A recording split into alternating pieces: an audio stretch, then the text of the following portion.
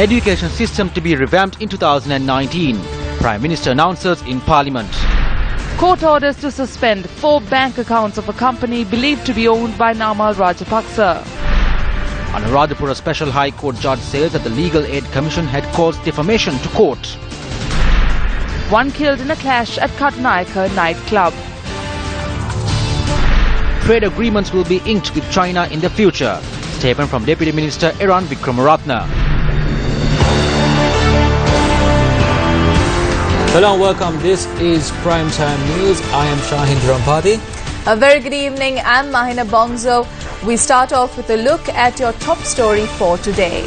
But before we take a look at our top story this evening, a simple reminder to our viewers here at home and across the globe that you can join in the conversation on tonight's bulletin on Twitter by following us at Newsfirst_EN and using the hashtags featured on each story.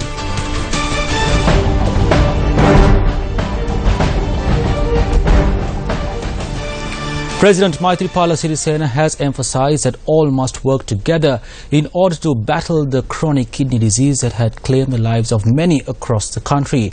The president notes that when implementing the government's program to battle chronic kidney disease, all must work with understanding and unity. Today, President Maithripala Sirisena completes 27 years in Parliament.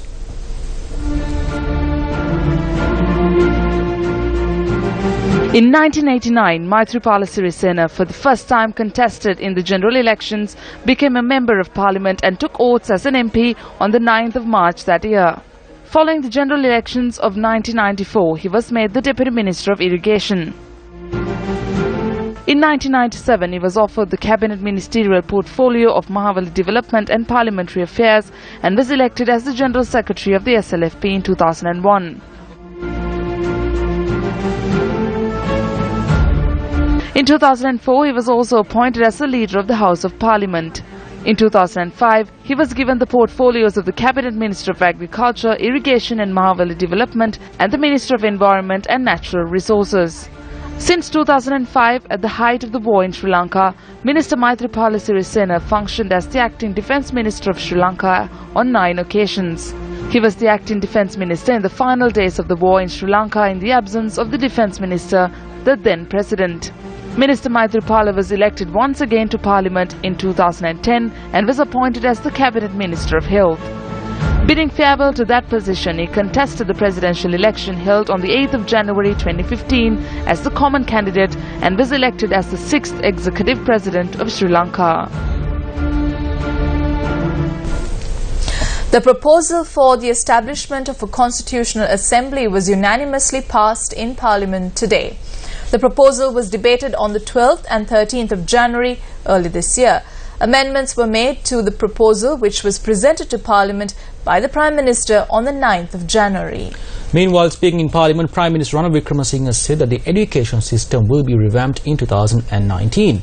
The Prime Minister was speaking where provisions was made to directly pose questions to him. As per a national policy, the Minister of Education and the Ministry has decided to first inquire into the vacancies that exist in the school and then make the necessary recruitments. We also hope to introduce a bill that would create a staff that is required for the school. We also hope to introduce a new school inspectorate. When graduates are recruited, we will create new positions and provide training before making the appointment. We have discussed to enroll those who pass the GC advanced level examination in the science stream as teachers to provide them with the opportunity of obtaining a degree while serving for around 6 years. We can make more allocations for the 2 sectors of advisory and guiding in the science faculty.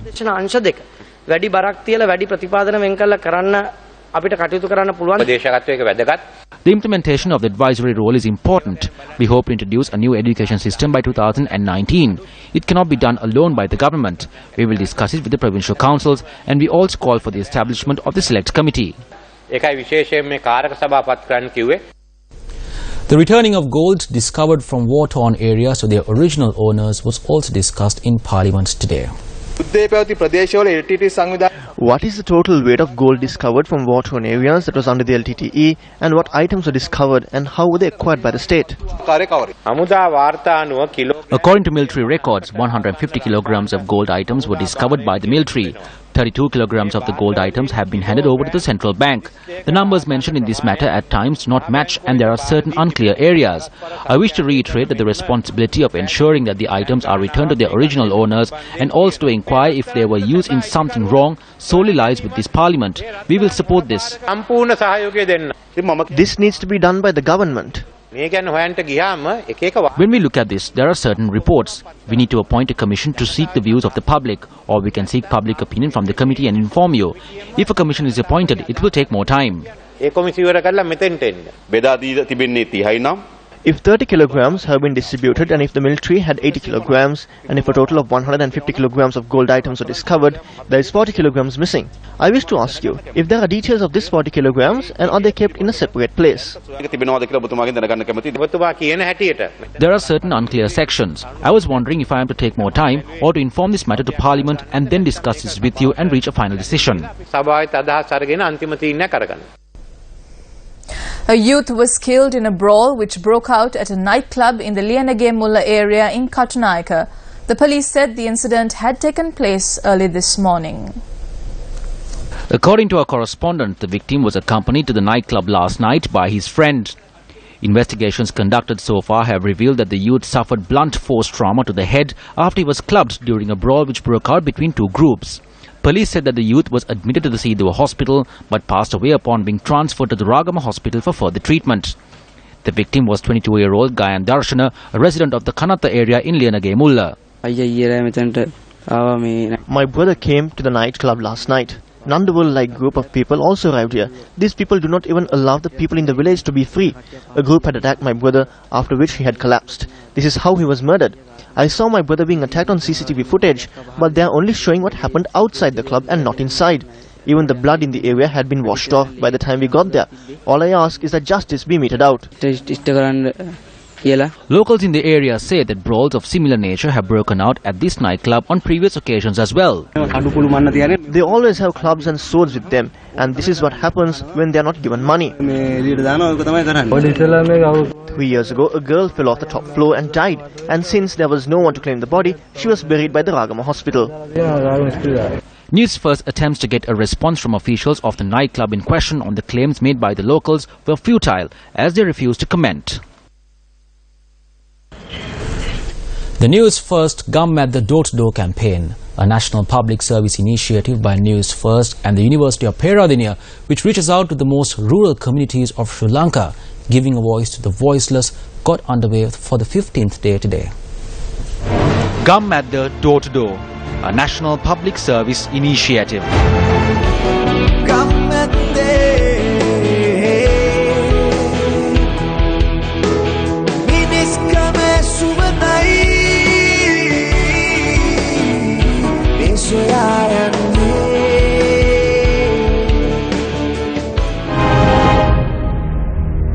The News1st Gum at the Door-to-Door campaign team, which is touring the central province, commenced the campaign today from Sigiriya. The team, which reached the Pullathava village in Sigiriya, met this young woman who is a 100-meter and 200-meter athlete. She, who is the captain of the athletics squad of her school, which comes under the purview of the sports ministry, today lives by cultivating bitter gourd. This is Naomi. Why didn't you continue with the sporting activities? My parents live amidst a financial crisis, so I stopped taking part in sports. Don't you feel sad for not being able to continue? I feel very sad. I'm asking the future generation to be successful in life amidst any financial crisis. I am fondly remembering Sutantika's sister's daughter. She's my friend. Now she might not recall who I am. The Ihalavava, located close to the Alakulavava village in Sigiriya, once nourished over 50 acres of paddy land during the harvest season. However, today the situation is somewhat different. The water finishes even before we can cultivate 20 bushels of paddy. We are careful with the water and cultivate using rainwater. The News1st Gum at the team, touring the southern province, visited the Mapalagama, Malamura and northern Mapalagama villages in the Galle district today. Seeing through their eyes, it was evident to our team that the locals of these villages live under harsh conditions. M. Sunil is one such villager our team met. Sunil, who once earned a living in the treacle industry, today is helpless after a fall from a tree some time back. The other Newsfirst Gammatha team in the southern province visited the Nagoda and Gonalagoda villages, where this community, which is involved in the traditional agriculture industry, are now left helpless. This is the entrance of this house. The time right now is 12 noon, and by this time people start preparing lunch. But this family has only this jackfruit to eat. The Newsfirst Gammatha team, which continues to tour the northern province, visited many villages in the Vavuniya district, including the Vinayagapuram and Omanthe villages. One major issue faced in the area was that families displaced by the war have been given one single land, leaving them helpless. Several areas also do not have a proper bus service for transportation. Well, this is Vidusha's home. I can easily do a 360 and cover her living room, her kitchen and the place that she goes to bed. While we back in Colombo live a very luxurious life, or even a standard life in comparison to the ones who live here in Vavuniya facing many challenges, if we were asked a question as to what dreams we will have from a house to education to more money. But when I asked Vidusha's mother what her dream was, she said that she wants a house and that's all that she wants, at least until Vidusha turns 20 and becomes an adult. The Navi Primary Hospital in Vavuniya certainly lives up to its name, as its functions still remain at a primary stage. As the only doctor for this hospital ends his shift at 4 p.m. daily, the hospital also closes its doors at the same time. Gammatha Door to Door, a national public service initiative. Gammatha Door to Door, a national public service initiative.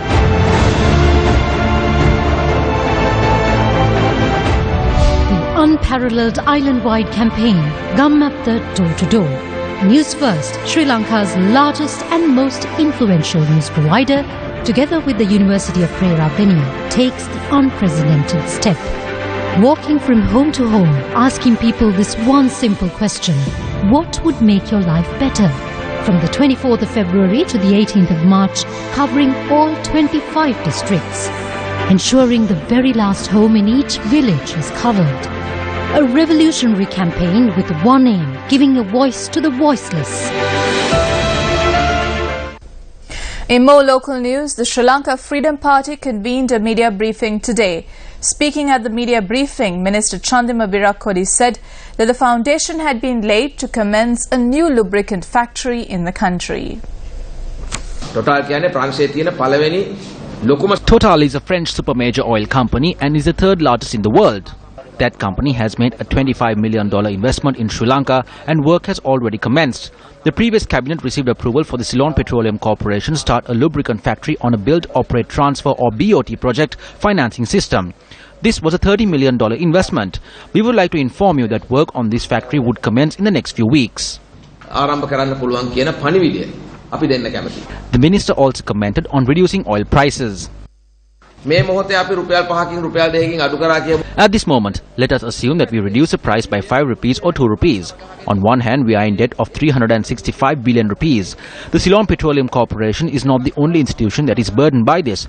Everyone is in debt through this. So when it comes to fuel prices, should we simply please people by reducing it by 2 rupees and complete the payment of 365 billion rupees that has affected the total economy? We need to have our primary focus on this. Persons who use petrol and don't, both will be granted concessions when the debt is reduced. The minister also expressed views on oil companies benefiting from the reduction of crude oil prices in the global market. In reality, the same taxes that apply to IOC apply to us as well, and vice versa. There is only one tax that can be imposed by the government when importing petrol. The tax has not been reduced for them, so they cannot receive a benefit from it. The only difference is that if they import petrol in a more profitable manner, they can generate better profits. However, under this tax scheme, even they sell petrol at a loss. It is only diesel that is profitable. Journalists also question the ministers on the national government. Why did President Maithripala Sirisena leave the Sri Lanka Freedom Party? He saw the change in society. He provided leadership to this change and the people accepted him as the president. What is the theory? move together and fight separately. We need to move together on certain matters like facing international challenges. We fight separately because our policies are different. We are anti-UNP. We are against their policy. We agree on certain matters. That is why we are with the UNP. We are not with the UNP and Ranil Wickremesinghe for any other reason.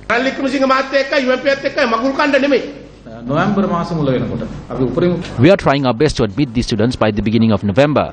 Next year we hope to advance this to the beginning of October. By contracting these courses within a year, we hope to advance this process annually. Then within 3 years, we will be able to admit these students by the beginning of July. That is before the start of the advanced level examination. The problem that exists now is that students sit for the A-level examination the following year as well, because even by then, they are unsure as to whether they will gain admission to universities. Convening a media briefing today, the joint opposition commented on the latest tax revisions announced by Prime Minister Ranil Wickremesinghe in Parliament yesterday. Following amendments made to the budget presented by Finance Minister Ravi Karunanayake, what is left in the Hansard is the word speaker. For the first time in the history of the country, the Finance Minister of the government is presenting two different budgets within a period of 1 year. The reserves, which were at 8.2%, was reduced to 7.3%. The Prime Minister is changing this budget document to resolve the greatest financial crisis caused in the country's recent history. The government says it hopes to implement these new tax additions from the 1st of April or April Fool's Day ahead of the new year. Why did the investors withdraw 5,994 billion rupees from the stock market within a period of 14 months? Did they recall the Rajapaksa era, or was it because they are frustrated with the economic operation in the Wickremesinghe Sirisena era? What was the reason?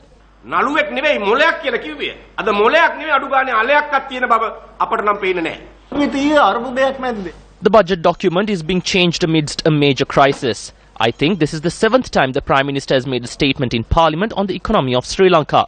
So this budget document has technically become a magazine.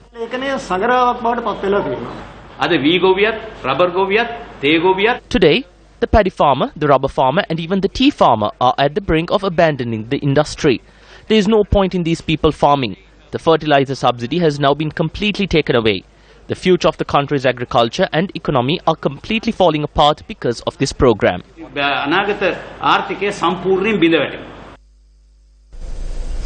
Eran Wickremaratne, the Deputy Minister of Public Enterprise Development, commented on reaching agreements with India and China. An event took place at the Moratuwa Divisional Secretariat to present equipment to low-income families in Moratuwa for self-employment. Deputy Minister Eran Wickremaratne was also present. We are in discussions to reach a trade agreement with India. We have also dispatched a delegation to China to engage in discussions. When we are taking such steps, there are those who try to obstruct the process. They say that we are betraying the people. Exports and imports take place in the country through trade agreements. The economy, which will see a rapid growth in the next decade, is India. We need to take a moment and think. If we do not export to the neighbouring market, the others will make the opportunity to export there. What happens is rumours are created and debated, and then we have to go ask them to sign agreements with us. In more local news, speaking on the Port City project, Minister Malik Samra Wickrama said it's all systems go as far as China is concerned. The minister was speaking at the Sri Lanka Investment and Business Conclave 2016, organised by the Ceylon Chamber of Commerce. I'm very pleased to say all outstanding matters have been resolved. All the issues that we have, we found the solution. And now it's all systems go as far as China is concerned. The Port City project, which had been suspended for a while pending the approval of the EIA, can now resume because the EIA is now available. I think we'll get the written approval today. So very soon they can recommence on the Port City project. There will be a few amendments to the original agreement. The whole project will be under a joint venture between the Chinese company and the government of Sri Lanka. The project will proceed with the agreement that has been signed, so there will be no issues on that. Then in addition, all the other projects, the extension of the Southern Expressway, the extension of the railways from Beliatta to Kataragama, the water projects, and so on will go on. Trinity College Kandy signed an agreement with the Education Ministry to admit a child in Kuliapitia who had been denied entry to schools in the area over a rumour. The agreement was inked by Minister of Education Akila Viraj Karivasam and Principal of Trinity College Kandy Andrew Fowler-Watt. A joint media release by the Principal of Trinity College and the Minister of Education reads that nowhere has this outcry been stronger than amongst the old boys of Trinity, and the Principal is proud to be the head of a school whose old boys feel so passionately about this.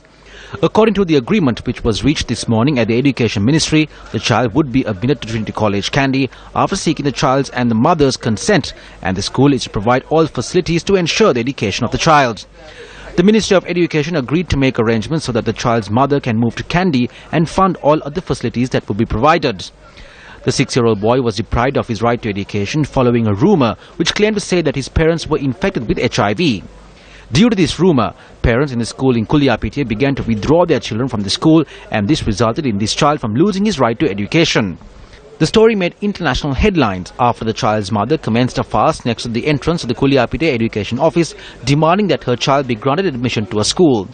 The Human Rights Commission too commenced an investigation on this matter, and the child's mother also filed a petition with the Supreme Court.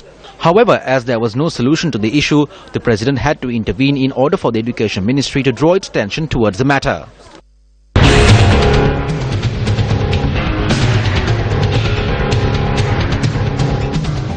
A meeting was held in Colombo today to seek solutions to the serious social issue that has surfaced through the incident involving this child who is a resident of Kuliapitia. The meeting, which was held at the United Nations compound, was organized by UNAIDS, or the Joint Union Nations Programme on HIV/AIDS. It saw the participation of representatives from the Departments of Health and Education of the North-Western Province, the National Child Protection Authority, the Sri Lanka Human Rights Commission, Legal Aid Commission and the National STD/AIDS Control Programme. A group of HIV/AIDS affected persons also joined the discussion to share their views and experiences. Here, consensus was reached on the short, medium and long-term steps that should be taken when dealing with misconceptions among certain sections of society on HIV/AIDS and how HIV/AIDS affected persons are treated by society based on these misconceptions. One such short-term measure is to make arrangements for a group of adults who consider the child HIV positive despite medical tests confirming him as HIV free, and who vehemently protested against the child being granted admission to the Sambodhi Primary School in Bohandia, Kuliapitia, to be brought to Colombo in order to create awareness on HIV/AIDS and clear any misconceptions about the disease. At the discussions held today, it was agreed that as a long-term solution, a cabinet paper would be presented to expand health education to prevent instances where certain officials, appearing on behalf of the student, expressed views that created rumours among society which were connected to HIV. We discussed the policy and legal framework surrounding this matter. In addition, we discussed the challenges that may be faced in teaching sex education in schools and how they may be overcome. In addition to the joint program carried out by the UN into HIV/AIDS, the Global Fund to Eradicate HIV/AIDS was established in Sri Lanka since 2007. In order to implement this program, the funds approved for the years 2015 through 2017 is $1 billion.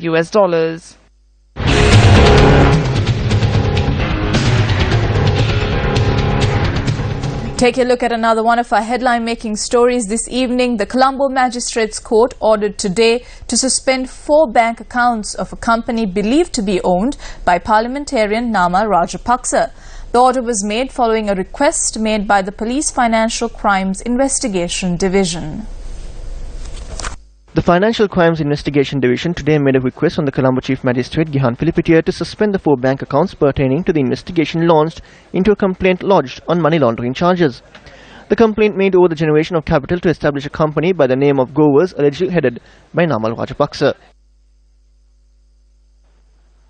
Venerable Udwe Dhammaloka Thero was arrested this evening by the Criminal Investigations Department. The Thero was arrested following the investigation carried out into the possession of an elephant calf without a valid permit. The Thero was remanded until the 17th of March after he was produced in court.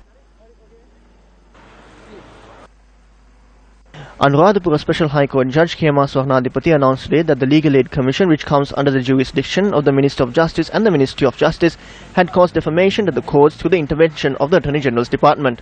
The judge made this announcement when the case pertaining to the killing of 4 police officers in the Molliputana area, Horapatana, by the LTTE in the year 1997 was taken up for consideration today.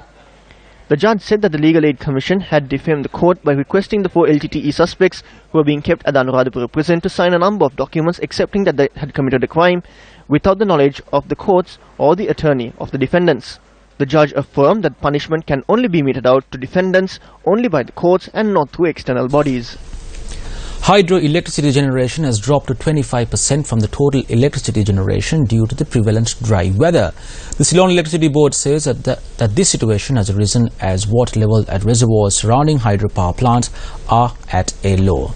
Moving on to other local news, Minister Dr. Harsha De Silva spoke at the Women's Forum Sri Lanka 2016, which was launched on International Women's Day, which was marked yesterday.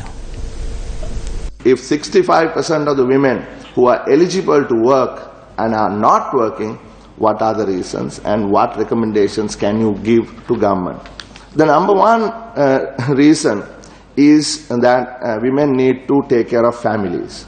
Another factor is transportation. It's not just for women, it's for men also. The transportation is a problem. So these are some of the issues that are preventing women. And that is a wrap of Primetime News. It is an absolute pleasure having you with us. For the News First team, I am Shaheen Jurangpati. And I'm Mahina Bongzo. Good night.